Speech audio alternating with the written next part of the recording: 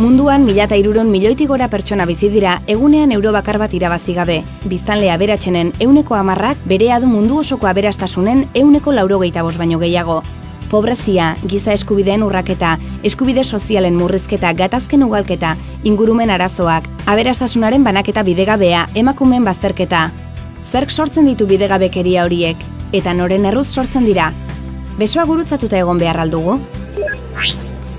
Arazoa gure egungo garapen eredua da. Pertsonen artean ezberdintasunak sortzen dituena eta etekin ekonomikoa besterik bilatzen ez duena. Huts egiten duena gure egungo sistema kapitalista da, sistema bidegabe eta desberdintasun sortzailea. Irabazi pribatuak handitu beharrez, galerak sozializatu nahian ari dena.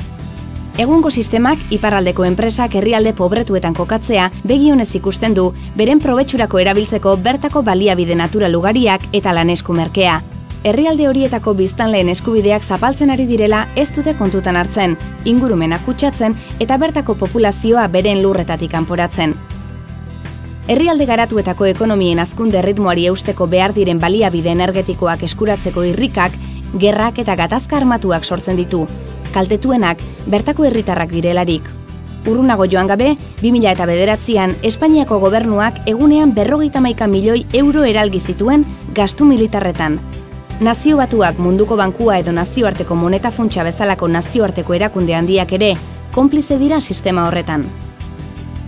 Herrialde pobretuetako emakumeek janarien 60% izten dute, baina lurraren 1%aren jabe dira ozta-ozta. Sistema patriarkala ezinbesteko baldintza da kapitalismoak ezberdintasunak iraunaraz ditzan.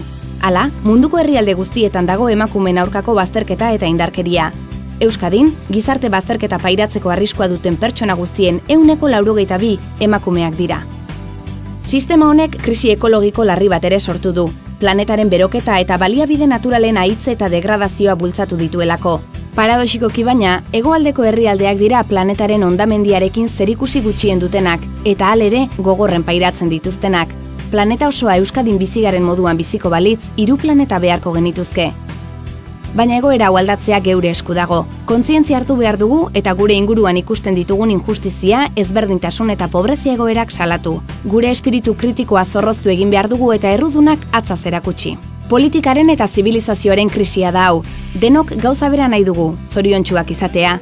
Halere, aberastasuna ez da konponbidea, arazoa baino, kontsumoaren eta merkatuen esklabo bihurtzen gaitu eta. Eredu aldatu behar dugu, lehen pausoa baloreak aldatzea da. Pobrezia arazo politikoa da, pobreziaren konponbidea bezala, baina munduan agintzen dutenek ez dute pobreziarekin bukatu nahi. Jakin nahi duzu nor den nor? Iniziatiba quienesquien.org